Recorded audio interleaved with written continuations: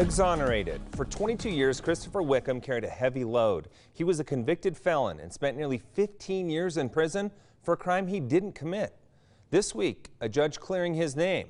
For every crime, there's a story and the truth matters. Here's ABC4's senior crime and punishment correspondent Marcos Ortiz with tonight's Justice Files. Christopher Wickham knew he was innocent, but for more than 2 decades, the legal system didn't believe him. From the moment he entered prison, he set out to prove the legal system wrong. You're kind of in shock, almost. So it's surreal, really. It doesn't really sink in for a little while. Prison was a low point in Christopher Wickham's life. In 1995, he was arrested for aggravated sex assault involving an underage female. He recalls meeting police for the first time about the incident. She finally came out straight out and said it, and I'm just looking at her like, are you kidding me? He told police he was being treated at the hospital that night. His friend was driving when the vehicle ran into a pole. Hospital records confirmed Wickham was there from 2 in the morning until 6 a.m. But he was still charged and convicted. During trial, his attorney failed to show hospital records nor present witnesses. Where were your witnesses? That's a good question.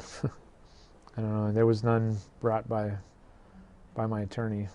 His main strategy was to get a plea bargain done, but I refused it. So the state relied on testimony from the female victim and Robert Pliego. Pliego was also facing charges of having sex with the victim. He plea bargained for a reduced charge. Wickham had befriended Pliego, letting him stay at his place that night. You know, it's wintertime, it's cold.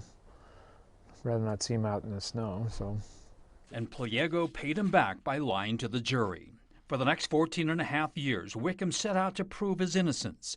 He wrote his first appeal without an attorney and won. A new trial was ordered. So that was kind of hopeful that someone had seen that there was something not right with the case. But there was never a new trial. He remained locked up after that ruling was reversed, but was paroled in 2011. By then, attorney Roger Scowcroft started helping Wickham, who continued to fight to clear his name.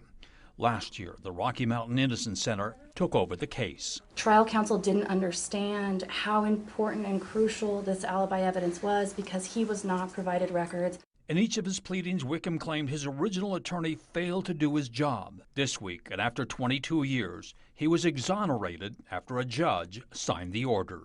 Well, I was excited. It's a long time coming. Wickham says he's not angry with the victim who claimed he sexually assaulted her. Instead, his anger is with the legal system for not catching this mistake early on. For the Justice Files, Marcos Ortiz, ABC4 News.